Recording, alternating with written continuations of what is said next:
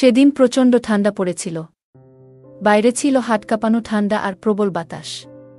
আমার ঘরের জানালা ঠিকমতো বন্ধ হচ্ছিল না, তাই আমার ভাগ্নে এসে বলল, মামি, আমি আজ আপনার ঘরে থাকতে চাই। তার কথা শুনে আমি তাকে আমার বিছানার এক পাশে জায়গা করে দিলাম। রাত গভীর হতে তাপমাত্রা আরও কমতে শুরু করল। হঠাৎ সে বলল, মামি, ঠান্ডায় আর টিকতে পারছি না, আমি আপনার পাশে শোব। আমি কিছু না ভেবে তাকে পাশে জায়গা দিলাম। তারপর মাঝরাতে হঠাৎ সে আমাকে, আমি অর্পিতা। আমি দেখতে অনেক সুন্দর ছিলাম। গায়ের রং ছিল একদমই ফর্সা। নিজের শরীরের অনেক যত্ন নিতাম, তাই আমার তেমন বয়স বোঝা যায় না। আমি সব সময় হালকা পোশাক বা ছোট আকারের পোশাক পরতে অনেক ভালোবাসতাম, যা আমাকে আরও অনেক আকর্ষণীয় করে তুলত। সেদিন আমি শহরের একটি পার্কের পাশে গিয়েছিলাম। পার্কের পার্কিং এলাকায় অনেক ভিড় ছিল। আমি একটু এগিয়ে দেখি আমার পুরনো বান্ধবী সেখানে দাঁড়িয়ে আছে, আর তার ছেলে পাশে বসে রয়েছে। তার চেহারা দেখে মনে হলো হয়তো সে কোনো দুর্ঘটনার শিকার হয়েছে। আমি তৎক্ষণাৎ তাকে গাড়িতে তুললাম এবং হাসপাতালে নিয়ে গেলাম। তার অবস্থা খুব গুরুতর ছিল। হাসপাতালে পৌঁছে তাকে ভর্তি করালাম। ফর্ম পূরণ করার পর যখন আমি তার ছেলের পাশে বসলাম, তখন সে আমার দিকে তাকিয়ে মৃদু হেসে বলল, আপনি আমাদের জন্য যেন একজন দেবদূত হয়ে এসেছেন। ধন্যবাদ। ছেলেটির বয়স 15 হবে, সে হয়তো তখনও আমাকে চিনতে পারেনি। আমি তাকে বললাম, আমি তোমার মায়ের পুরনো বন্ধু। আমার এই কথা শুনে সে একটু স্বস্তি পেল। এরপর আমি তাদের পাশে থেকে যতটা সম্ভব সাহায্য করার চেষ্টা করলাম। সেদিনের সেই মুহূর্ত আমার জীবনে খুবই স্মরণীয় হয়ে থাকবে। এটা আমাকে আরও একবার মনে করিয়ে দিয়েছে জীবন কতটা অনিশ্চিত, আর সাহায্যের হাত বাড়িয়ে দেওয়া কতটা জরুরি। আমার নাম ঈশান। আমি সেদিন তোমার সঙ্গেই দেখা করতে যাচ্ছিলাম, কিন্তু পথে একটি মর্মান্তিক ঘটনা ঘটে গেল। আমার বান্ধবীর ছেলে বলল, হাসপাতালে পৌঁছে যখন তোমার মায়ের খবর জানতে চাইলাম, তখন তুমি ভয় আর অশ্রুতে ভেঙে পড়েছিলে। আমাকে জড়িয়ে ধরে তুমি কাঁপা গলায় বলেছিলে, মামি, মা তো ঠিক হয়ে যাবেন, তাই না? ডাক্তাররা তোমাকে ভেতরে নিয়ে গেল কেন? মায়ের কিছু হবে না তো? তার এই প্রশ্নগুলো যেন আমার হৃদয়কে বিদ্ধ করছিল। আমি তার মাথায় হাত রেখে বললাম, চিন্তা করো না, আমরা সবাই তোমার মায়ের পাশে আছি, কিছুই হবে না। আমার কথা শুনে সে একটু শান্ত হল। কিছুক্ষণ পর ডাক্তার বাইরে এলেন এবং আমাকে একান্তে তার কেবিনে ডেকে নিলেন। আমি আশঙ্কার সাথে তার কথা শুনছিলাম। ডাক্তার জানালেন তার মায়ের মাথায় আঘাত লেগেছে, আর সেই আঘাতের কারণে তিনি কোমায় চলে গেছেন। তার কথা শুনে আমি স্তব্ধ হয়ে গিয়েছিলাম। ডাক্তার আমাকে জানালেন যে আমার বন্ধু বৈশালীকে পুরোপুরি সুস্থ হতে সময় লাগবে, কয়েকদিন, কয়েক মাস বা এমনকি কয়েক বছরও। তার অবস্থার গুরুত্ব বিবেচনা করে তাকে আইসিইউতে রাখা হয়েছে।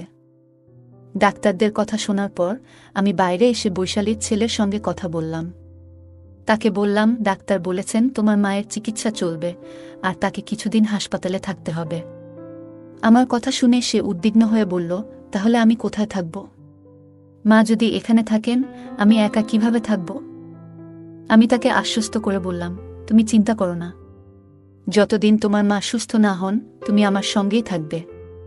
তোমার মায়ের জন্য হাসপাতালের সমস্ত দায়িত্ব আমি নেব, কারণ সে আমার খুব কাছের একজন বন্ধু।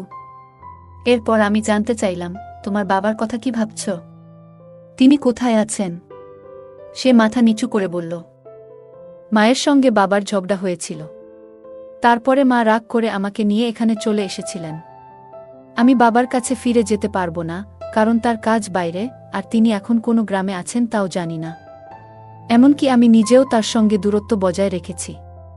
হয়তো তিনি আমার উপর রাগ করেছেন। আমি তাকে বললাম, তুমি এসব নিয়ে চিন্তা করো না, যতদিন তোমার মা সুস্থ না হন তুমি আমার সঙ্গেই থাকবে। আমরা একসঙ্গে সবকিছু সামলাব। তারপর আমরা দুজনেই হাসপাতালের পরিবেশে থাকতে পারছিলাম না, তাই আমি একজন নার্সের সঙ্গে কথা বললাম এবং তার সাহায্য চাইলাম যাতে বৈশালীর চিকিৎসার প্রক্রিয়া সঠিকভাবে এগিয়ে যায়। বৈশালীর চিকিৎসার দায়িত্ব নেওয়ার পর বুঝতে পারলাম হাসপাতালে দীর্ঘ সময় থাকা আমার পক্ষে সম্ভব নয়, কারণ আমার কাজের দায়িত্বও ছিল। তাই আমি তার ছেলে ঈশানকে আমার বাড়িতে নিয়ে এলাম। বাড়ি আসার পথে তার জন্য কিছু প্রয়োজনীয় পোশাক কিনে দিলাম, কারণ তার কাছে তেমন কিছুই ছিল না। সেদিন ঈশান খুবই মনমরা ছিল। রাতে আমি অনেকবার তার রুমের সামনে গিয়ে দেখেছি সে কেমন আছে। জানতাম সময়ের সঙ্গে সঙ্গে সে স্বাভাবিক হয়ে উঠবে। পরের কয়েকদিন আমি তাকে হাসপাতালে নিয়ে গিয়ে তার মায়ের সঙ্গে দেখা করিয়েছিলাম। এছাড়া বৈশালীর দেখভালের জন্য আমি হাসপাতালে নার্সদের সঙ্গে কথা বললাম এবং তাদের সাহায্যের জন্য অর্থ প্রদান করলাম। কারণ প্রতিদিন সেখানে যাওয়া আমার পক্ষে সম্ভব ছিল না। ধীরে ধীরে ঈশান আমার বাড়ির পরিবেশে মানিয়ে নিতে শুরু করল। তবে বাড়িতে দীর্ঘ সময় কাটাতে গিয়ে সে একটু একঘেয়েমিতে পড়ে যাচ্ছিল। আমি তাকে বললাম, ঈশান, পরের বছর তোমার কলেজ শুরু হবে। তোমার শরীরও ভালো আছে। তুমি যদি চাও তাহলে জিমে ভর্তি হতে পার। আমার পরিচিত একটি ভালো জিম আছে, সেখানে তোমার ভর্তি করিয়ে দিতে পারি। এছাড়া তুমি ডান্স ক্লাস বা মিউজিক ক্লাসেও যোগ দিতে পারো। এতে তোমার সময় ভালো কাটবে এবং একঘেয়েমি দূর হবে। প্রথমে সে দ্বিধা করলেও আমার উৎসাহে সে জিম এবং ক্লাসে যোগ দিল। ধীরে ধীরে সেখানে তার নতুন বন্ধুরা তৈরি হল এবং তার মন ভালো হতে লাগল। ঈশান এখন নিজের জন্য আরও যত্ন নেওয়া শুরু করল। জীবন নিয়ে তার দৃষ্টিভঙ্গি ধীরে ধীরে বদলে যাচ্ছিল।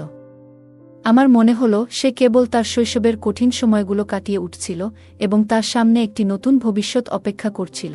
ঈশান ধীরে ধীরে আমার জীবনে একটি গুরুত্বপূর্ণ অংশ হয়ে উঠছিল। সে শুধু আমার কথা শুনে তা নয়, আমার প্রতিটি কাজেও সাহায্য করত। আমি দেখলাম জিমে যাওয়ার জন্য তার শরীরের সঠিক যত্ন নেওয়া খুবই জরুরি।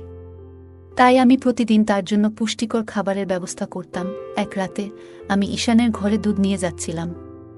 হঠাৎ দরজার সামনে আমার পা পিছলে গেল এবং আমি মেঝেতে পড়ে গেলাম। ঈশান দ্রুত ছুটে এলো। সে আমাকে সাহায্য করে দাঁড় করালো এবং নিজের ঘরে নিয়ে গিয়ে আমাকে বিছানায় শুইয়ে দিল।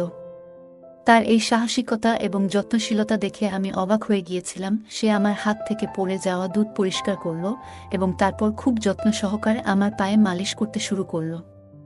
আমি তার দিকে তাকিয়েছিলাম। একটা 15 বছরের ছেলের মধ্যে এতটা পরিপক্কতা আমি কখনো ভাবিনি। আমার বয়স তখন 32। জীবনে এমন একজন মানুষ আগে কখনো দেখিনি যে এতটা যত্নশীল আর দায়িত্বশীল। ঈশান তার বয়সের তুলনায় অনেক বেশি পরিণত ছিল।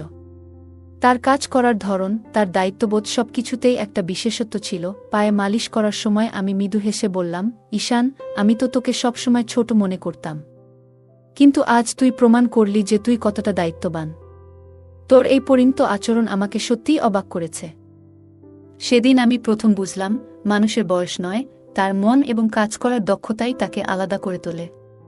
ঈশানের এই যত্নশীলতা আমার জীবনে নতুন এক সম্পর্কের ভিত্তি তৈরি করল, যা শুধুই বিশ্বাস এবং পারস্পরিক সম্মানের উপর দাঁড়িয়েছিল। ঈশান ধীরে ধীরে তার জীবনকে নতুন পথে নিয়ে যাচ্ছিল। তার জিমে যাওয়া এবং নিয়মিত পুষ্টিকর খাবার গ্রহণের ফলে সে শরীরে শক্তি এবং মনে আত্মবিশ্বাস অর্জন করছিল। একদিন মজা করে আমি তাকে বললাম, ঈশান, এত শক্তি তোর কোথা থেকে আসে? তুই কি খাস যে এত তাড়াতাড়ি এত শক্তিশালী হয়ে গেছিস? সে হেসে বলল, মামি, আমি এখন আর ছোট নেই। আমি বড় হয়ে গেছি। তুমি আমাকে এবং আমার মাকে যেভাবে সাহায্য করেছেন তার জন্য আমি তোমার কাছে চিরকৃতজ্ঞ। আমি এখন তোমার জন্য কিছু করতে চাই। তার এই কথাগুলো আমাকে স্পর্শ করল। ঈশান তার কৃতজ্ঞতা প্রকাশ করার পাশাপাশি আমাকে সম্মানও জানাচ্ছিল। এরপর সে আমাকে বলল, মামি, যদি তোমার কোনো আপত্তি না থাকে, আমি রাতে তোমার ঘরে থাকতে পারি? যদি তোমার কোনো সাহায্যের প্রয়োজন হয়, আমি পাশে থাকব। ঈশান সত্যিই খুব যত্নশীল এবং সাহায্যপ্রবণ ছেলে। আমি তার প্রস্তাবে সম্মতি দিলাম। বাড়িতে আমি একাই থাকতাম, তাই আরামের জন্য হালকা পোশাক পরার অভ্যাস ছিল। ঈশান বাড়িতে থাকার সময়ও আমি আমার স্বাভাবিক অভ্যাসে কোনো পরিবর্তন আনিনি। রাতে ঈশান মৃদু স্বরে বলল, মামি, আমাদের জিম ক্লাসে অনেক মেয়ে আসে যারা স্টাইলিশ পোশাক পরে, কিন্তু আমি কখনো তাদের নিয়ে তেমন কিছু ভাবিনি, কারণ তারা তোমার থেকে তুলনামূলকভাবে কম সুন্দর মনে হয়। তুমি সত্যিই খুব সুন্দর। তোমার পরা পোশাক সব সময় তোমার ব্যক্তিত্বকে আরও আকর্ষণীয় করে তোলে। তার এই সোজাসাপটা এবং প্রশংসাসূচক কথা শুনে আমি মৃদু হেসে বললাম, তোর কথা শুনে ভালো লাগলো ঈশান। সেদিন আমি বুঝলাম, ঈশান শুধু শারীরিকভাবে নয়, মানসিকভাবেও অনেক পরিণত হয়েছে। তার এই প্রশংসা এবং কৃতজ্ঞতার অনুভূতি আমাদের সম্পর্ককে আরও গভীর ও বিশ্বাসভিত্তিক করে তুলল। একদিন সন্ধ্যায় ঈশান আমার কাছে এসে বলল, মামি, তুমি আমার জন্য যা করেছ তার জন্য আমি সত্যিই কৃতজ্ঞ। আমি মৃদু হেসে তার মাথায় হাত বুলিয়ে বললাম, তুই এত প্রশংসা করিস না। এখন ঘুমিয়ে পড় সকালে তোকে ক্লাসে যেতে হবে আর আমাকে অফিসে। ঈশান মিষ্টি হেসে আমাকে জড়িয়ে ধরে বলল, ধন্যবাদ মামি। তার এই আলিঙ্গনে ছিল গভীর কৃতজ্ঞতা। আমি তার এই অনুভূতিতে মুগ্ধ হলাম, কিন্তু আমার মনে হলো এটা শুধুই তার ভালোবাসা আর যত্নের বহিঃপ্রকাশ। পরের দিন সকালে আমি অফিস যাওয়ার আগে ঈশানকে তার ক্লাসে নামিয়ে দিলাম। সে সকালবেলায় ক্লাসে যেত আর বিকেলে জিমে। দিনগুলো এইভাবেই চলছিল। কিন্তু কয়েকদিনের মধ্যে আমি লক্ষ্য করলাম ঈশানের আচরণ কিছুটা বদলে গেছে। বিকেলে যখন আমি তাকে জিম থেকে আনতে যেতাম, তখন সে তার বন্ধুদের সঙ্গে কথা বলতো, কিন্তু আমাকে দেখার সময় তার চোখে একটু অস্বস্তি লক্ষ্য করতাম। বাড়িতে ফিরেও তাকে কিছুটা উদাসীন ও বিরক্ত মনে হতো। একদিন আমি তাকে জিজ্ঞাসা করলাম, ঈশান, তুই এত চুপচাপ আর বিরক্ত কেন? কিছু হয়েছে? ঈশান একটু দ্বিধা করে বলল, মামি, সত্যি বলতে তুমি আমার এই চুপ থাকার কারণ। যখন তুমি আমাকে জিম থেকে নিতে আসো, আমার বন্ধুরা তোমাকে নিয়ে কথা বলে। তাদের কথা শুনে আমার খারাপ লাগে। আমি অবাক হয়ে বললাম, কেন খারাপ লাগে? ওরা কি বলে? ঈশান বলল, তারা তোমাকে নিয়ে মজা করে। শুধু আমার বন্ধুরা নয়, বড় ছেলেরাও তোমাকে দেখে।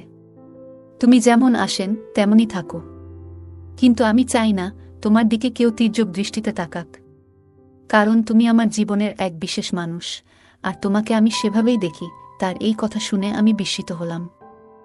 ঈশানের মধ্যে যে একটা দায়িত্ববোধ আর সুরক্ষার অনুভূতি কাজ করছে, তা আমাকে স্পর্শ করল। আমি তার কাঁধে হাত রেখে বললাম, তুই চিন্তা করিস না, আমি যেমন আছি তেমনই থাকব। তবে তুই এমন কোনো কিছুতে বেশি মন দিস না যা তোকে অস্বস্তি দেয়া। সেদিন বুঝলাম, ঈশান শুধু বড় হওয়া নয়, মানসিকভাবে অনেক পরিণত হচ্ছে। তার এই যত্নশীলতা আমাকে তার প্রতি আরও মমত্ববোধে পূর্ণ করল। সেদিন সন্ধ্যায় ঈশান আমার কাছে এসে তার চিন্তাগুলো শেয়ার করছিল। তার মুখে একটা গভীর চিন্তার ছাপ ছিল। আমি তাকে জিজ্ঞাসা করলাম, তুই এত চিন্তিত কেন? ঈশান একটু ইতস্তত করে বলল, মামি, আমি আসলে বলতে চেয়েছিলাম যে তুমি শুধু আমার আপন। তার এই কথায় আমি একটু হেসে বললাম, এটা তো জানি, কিন্তু তুই এত সিরিয়াস হচ্ছিস কেন? ঈশান লজ্জায় একটু মাথা নিচু করে বলল, আমি আসলে তোমাকে খুব ভালোবাসি, কিন্তু মামি হিসেবে। তুমি আমাকে আর মাকে এত সাহায্য করেছ, সেটা আমি কখনো ভুলতে পারবো না। সেদিন রাতে সে আবার আমার ঘরে এসে ঘুমানোর বায়না করল। কিন্তু আগের দিন রাতে তার ঘুমানোর সময়কার অস্থিরতা দেখে আমি তাকে তার নিজের ঘরে ঘুমানোর কথা বললাম, তুই নিজের ঘরে ভালো করে ঘুমা, আমি তো পাশের ঘরেই আছি। পরের দিন অফিস থেকে ফিরে আমি ঈশানকে জিম থেকে আনতে গেলাম। আগের দিনের তার কথাগুলো মনে পড়ে গেল। একটু মজা করার জন্য আমি সেদিন একটু ভিন্ন পোশাক পরে গেলাম, যা আগের দিনের পোশাকের চেয়েও একটু ছোট হবে। যখন জিমের বাইরে দাঁড়িয়ে স্কুটির হর্ন বাজাচ্ছিলাম, ঈশান জানালা দিয়ে আমাকে দেখছিল। তার কয়েকজন বন্ধু তখন তার সঙ্গে ছিল। আমি তাকে একটু মজা করার জন্য চমকে দিতে চেয়েছিলাম। কিছুক্ষণ পর ঈশান দৌড়ে এসে আমার পেছনে বসে বলল, মামি, তুমি যা করছো সবই আমার জন্য স্পেশাল, কিন্তু তুমি এমন করে আমাকে আর চমক দিও না। তার এই সরল কথায় আমার মন ভরে গেল। ঈশান ধীরে ধীরে পরিণত হচ্ছিল। তার যত্নশীলতায় আমি প্রতিনিয়ত মুগ্ধ হচ্ছিলাম। এটাই ছিল আমাদের সম্পর্কের গভীর বন্ধন, যেখানে আমরা একে অপরের প্রতি মমতা ও ভালোবাসা দেখাতাম। আমরা তখন বাইকে ছিলাম। আমার মনে হচ্ছিল কিছু একটা অস্বাভাবিক ঘটছে, কিন্তু তেমন গুরুত্ব দেইনি। হঠাৎ সে আরও কাছে এসে আমাকে ধরে বসল। এক হাত রাখল আমার হাঁটুতে আর অন্য হাত কোমরে। আমাদের মধ্যে কোনো দূরত্বই যেন ছিল না, এতটাই ঘনিষ্ঠ হয়ে বসেছিল। সময় গড়িয়ে সন্ধ্যা নামতে শুরু করেছিল। তার এমন আচরণে আমি ভীষণ অস্বস্তি অনুভব করছিলাম। আমি গাড়ি রাস্তার পাশে থামিয়ে তাকে নামতে বললাম। সে নামার পর আমি রাগী গলায় বললাম, তুমি এটা কি করছো? তুমি কি জানো তুমি কিভাবে আমাকে স্পর্শ করছো? সে হেসে বলল, তুমি যদি আমাকে চমকে দিতে পারো, আমি কি একটু মজা করতে পারি না? আমি তো আগেই বলেছিলাম যে জিমে এমন ছোট পোশাক পরে আসো না, কিন্তু তুমি ইচ্ছে করেই আমার সামনে আরও ছোট পোশাক পরে এসেছিলে, তাই আমিও মজা করলাম। আমি হতবাক হয়ে গেলাম। ঈশান কেন এমন করল তা বুঝে উঠতে পারছিলাম না। হয়তো সে আমাকে নিয়ে উদ্বিগ্ন ছিল। জিমের অন্য ছেলেরা আমাকে দেখছে বলে তার এই আচরণ। আমি শান্তভাবে বললাম, ঠিক আছে, মাফ করে দিলাম। তবে এরপর যদি তুমি ভালোভাবে বসো, তাহলে আমি তোমাকে বাড়ি পৌঁছে দেব। ঈশান তখন ক্ষমা চেয়ে আমার সঙ্গে বাড়ি যাওয়ার জন্য রাজি হয়ে গেল। বাড়ি ফেরার পথে তার আচরণ স্বাভাবিক ছিল, ঈশানের আচরণ কিছুদিন ধরে একটু বদলে গিয়েছিল। সে আগে আমার প্রতি খুবই সম্মান দেখাত, তবে হঠাৎ করেই তার চোখে একটা অদ্ভুত পরিবর্তন আমি টের পেয়েছিলাম। মাঝে মাঝে আমি যখন আমার ঘরে কাজ করছিলাম বা তৈরি হচ্ছিলাম, তখন ঈশান কোনো কারণ ছাড়াই ঘরের আশেপাশে ঘুরে বেড়াত। একদিন রাতে আমি যখন নিজের রুমে তৈরি হচ্ছিলাম, তখন হঠাৎ দরজার দিকে চোখ পড়ল। দেখি ঈশান দরজার পাশ থেকে আমাকে দেখছে। আমি সঙ্গে সঙ্গে জিজ্ঞাসা করলাম, তুমি কি করছো এখানে? তুমি কি আমাকে লুকিয়ে দেখছ? সে হেসে বলল, না না, এমন কিছু নয়। মাঝে মাঝে তোমাকে দেখি, এটাতে দোষ কোথায়? এরপর সে বলল, আমি ছোটবেলায় দেখতাম বাবা যখন মায়ের কাছে আসতেন তখন তাকে ভালোবাসার স্পর্শ দিয়ে চমকে দিতেন। বাবা মায়ের চুলে হাত বুলিয়ে আদর করতেন, এবং সেটা তাদের ভালোবাসার প্রকাশ ছিল। এইসব বলতে বলতে ঈশান আচমকা আমার কাছে এগিয়ে এলো এবং আমার হাত ধরে বলল, তোমার চুল খুব সুন্দর। বাবা মায়ের মতো সম্পর্ক সবাই চায়, তাই না? তার চোখে যেন কিছু অদ্ভুত ভাব ফুটে উঠছিল।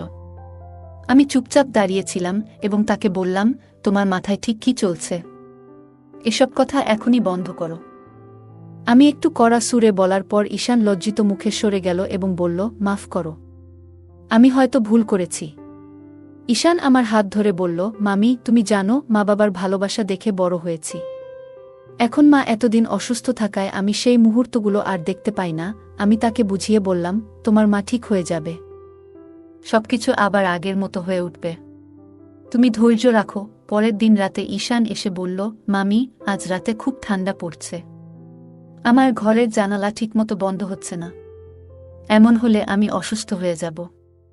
আজ রাতে তোমার রুমে থাকতে দাও না।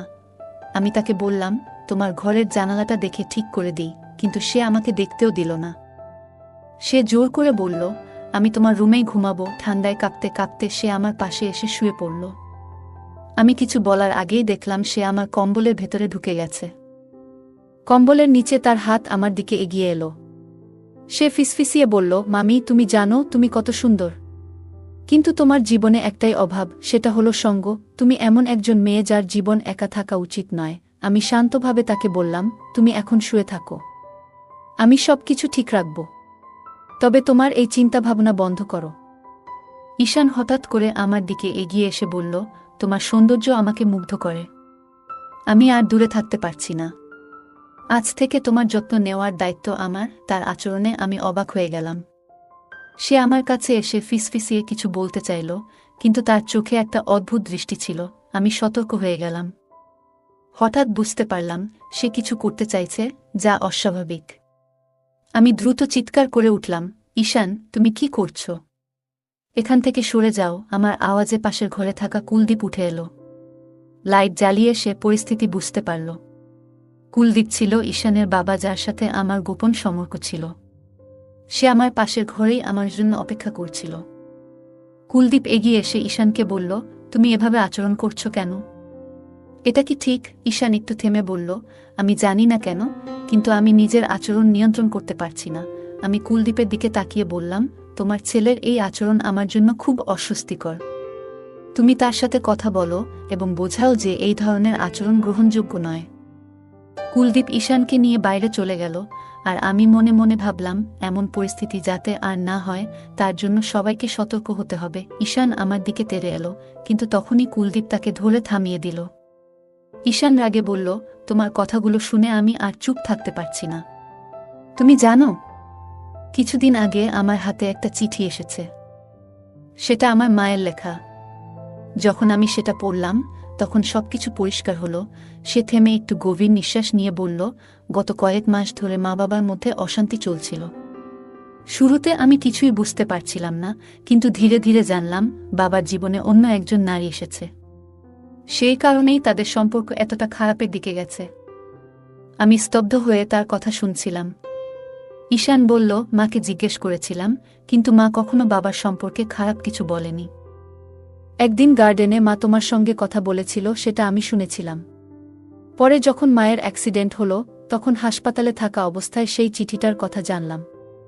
আমি জানি তুমি সেই চিঠিটা লুকিয়ে রেখেছিলে। তার চোখে রাগ আর কষ্ট মিশেছিল।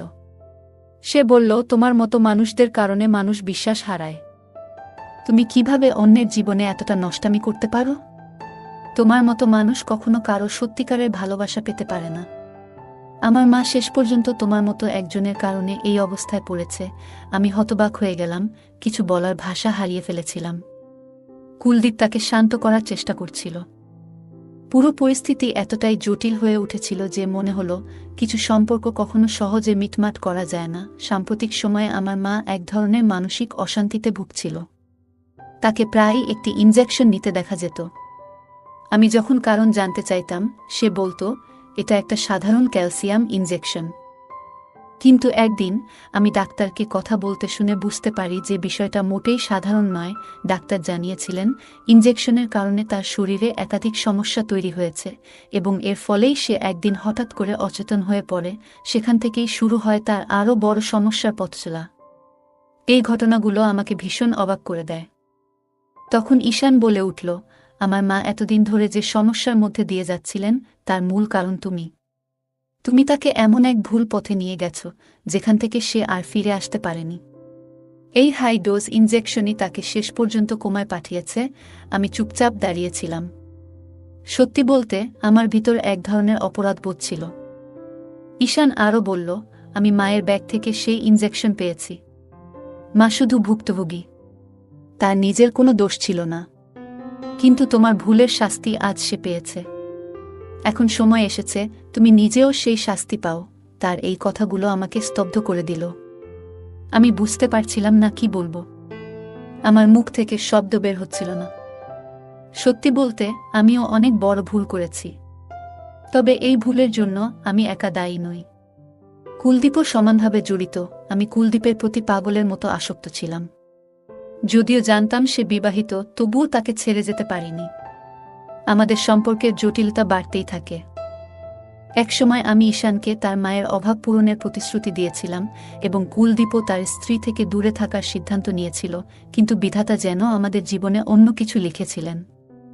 একদিন কুলদীপ আমার দেওয়া আংটিটা ফিরিয়ে দিয়ে বলল, আজ থেকে আমি আমার স্ত্রী এবং ছেলের কাছে ফিরে যাব।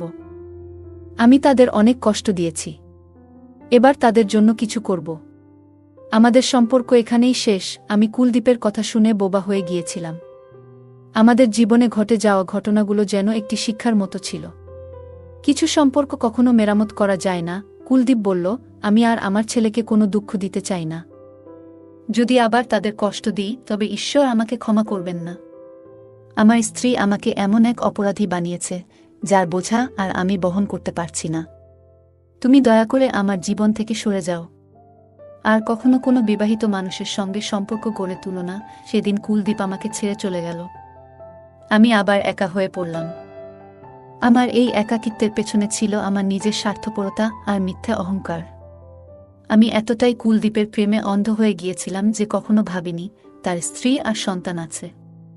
আমি যদি কুলদীপের জীবনে প্রবেশ করি তবে তার পরিবারের কি হবে, এই কথাগুলো আগে ভাবলে হয়তো আজ আমাকে এই অনুশোচনার ভার বইতে হতো না। কুলদীপ তার পরিবারের কাছে ফিরে গেল, কিন্তু আমার হৃদয় থেকে তাকে সরানো সম্ভব হল না। আমি নিজেও জানতাম না এই একতরফা প্রেম আমাকে কোথায় নিয়ে যাবে। মানুষ সবসময় অন্যের থেকে কিছু ছিনিয়ে নিতে চায়, কিন্তু এর ফলে সে কখনোই সুখী হয় না। হোক সেটা খাবারের টুকরো বা কারো ভালোবাসা। যতই হিংসা করো, ঈশ্বর ততই আমাদের আরও অসন্তুষ্ট রাখেন। আজকের এই গল্প থেকে আমরা শিখি যে সত্যিকারের অধিকার যার, সে তা একদিন ফিরে পায়। আর অন্য কারো সুখ কেড়ে নেওয়ার চেষ্টা করলে তার ফলাফল কখনোই ভালো হয় না। কুলদীপ তার প্রকৃত অধিকার ফিরে পেল, আর অর্পিতা একাকিত্বে ডুবে গেল। মানুষ অন্যের কাছ থেকে যা ইচ্ছা কেড়ে নিতে পারে, কিন্তু ভাগ্যকে কখনো বদলাতে পারে না। তাই আমাদের উচিত নিজের যা আছে তাতেই সন্তুষ্ট থাকা। অন্যের সুখ দেখে ঈর্ষা না করে নিজের জীবনে ইতিবাচক চিন্তা রাখা। বন্ধুরা, এই গল্পটি কেমন লাগলো? যদি ভালো লেগে থাকে তাহলে ভিডিওটি লাইক করুন এবং আমাদের চ্যানেলটি সাবস্ক্রাইব করুন। সাথেই থাকুন নতুন গল্পের জন্য। আর নোটিফিকেশন পেতে বেল আইকনটি চাপুন। ধন্যবাদ।